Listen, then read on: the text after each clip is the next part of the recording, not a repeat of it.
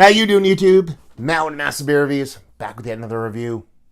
A little bit of Atlanta born and bred, hopeful IPA goodness in the form of Scofflaw Brewing. It is their Hooligan IPA. Now, Scofflaw, love the name. But I think I've had one other beer by these guys. It was a stout. Forget what it was. The bourbon barrel aged, this, that, and the other thing. It was quite nice, bit roasty. But I forget the name. But that's I think that's my extent of my experience with Scofflaw. I know they're from Atlanta. And other than that, yeah, let's dive into it. As far as what it says in here, like it says, Hooligan, India Pale Ale, Scofflaw Brewing Company. On the side here, in very dark blue and black, so I'm going to butcher most of this, is if you can pin down a Hooligan, it will pour a... If you can pin down a Hooligan, it will pour a golden yellow with a fluffy white head that dissipates slowly and leaves behind a lace evidence. Hooligan smells of big tropical fruit notes from the hops, passion fruit, mango, pineapple, galore, with just a hint of biscuit malt. Taste keep the hops forward, but a bit of berry notes as well, and a balanced malt body to back it up. Full body and mild to moderate bitterness round out the finish. 7% alcohol by volume. That'd be that. Yeah. Label, it's cool. A little fatty little can. A little stickered can. Nothing too crazy. I guess it's more of a label than a sticker can.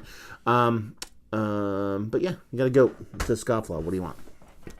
Here we go. 7%. I didn't know it was 7%. I was like, I want a little IPA to kick off the review night, and I picked this up assuming it was going to be kind of just a smaller IPA. So 7% is a little bit bigger than I expected. Nothing wrong with that. Yeah, this is given to me actually by Dan. He's a owner of a brewery in Panama, oddly enough, but he gets to Atlanta quite a bit, and sent me off some beers from his place, and he also sent me some Atlanta jams. So thank you very much, brother. Two Fingers, infinite creaminess, super pillowy, creamy deliciousness. Kind of off-white khaki-ish in color, very kind of minimal carbonation with a very subtle haze to it. So, yeah, little teeny microns of particulate floating around in there. But she looks like kind of like an old school, new school kind of IPA, something in between. Not a super New England style hazy IPA, but something that's a bit unfiltered. See if we get a nose. That smells fantastic. It's kind of going with what the label is giving you. You're definitely getting that citrus in there. You're getting a little bit of kind of tropical fruit, passion fruit, a little bit of a kind of a medley of sorts. And not so much as stone fruit in there, just more of that kind of tropical star fruity / citrusiness with not a ton of bitterness.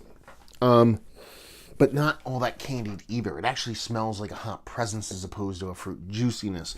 There's a subtle soft bitterness in there, actually. Very kind of soft, kind of creeping in the background. Expected to get a bit bigger in the taste. And not much as far as a malt in the nose. Just kind of just a big pop of that kind of citrusy and tropical fruity kind of real hop nosiness. Let's dive in. Cheers.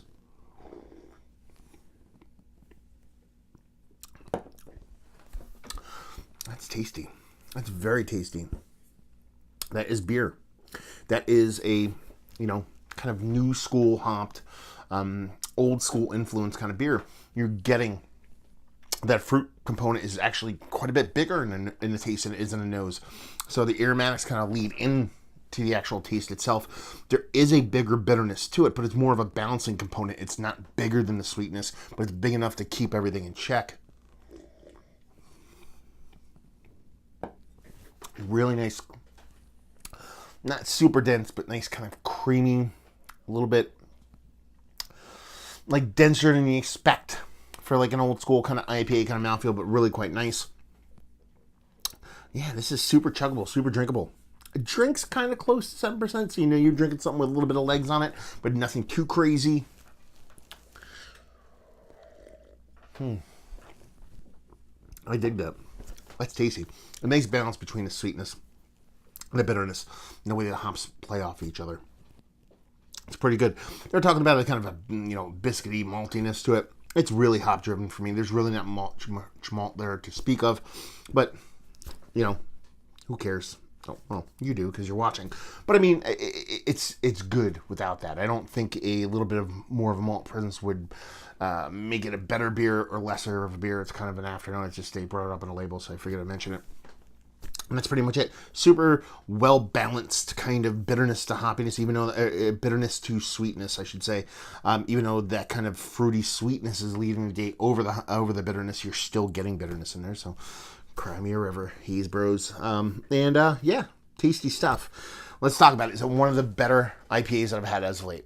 I dig it. I think it's done really well. Super chuggable, drinkable, so it's worthy of being in a conversation. But I do like my IPAs to skew quite a bit new school. And while this has a bit of that old school kind of floating inside of it, it comes off kind of like OG new school. Let's put it that way. And that's a good thing, because it's the way the kind of bitterness balances off with the sweetness, the way hops play.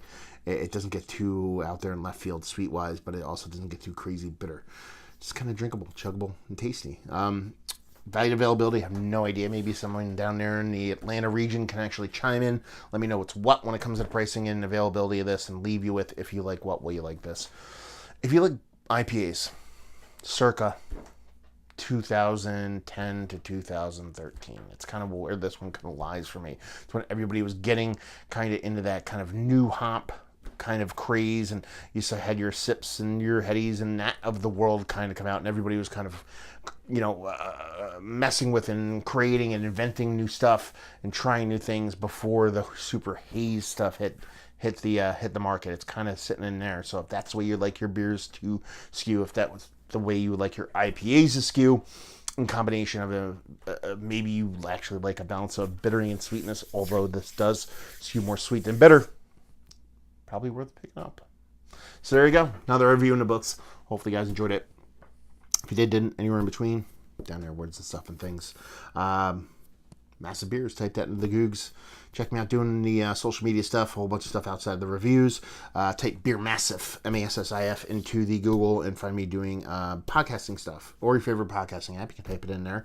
Find me doing a bunch of stuff markedly different than I do here in the YouTubes. And hopefully you guys enjoyed the review. Hopefully enjoying a nice little Georgia-born IPA right now. And hope to see you next time. Cheers.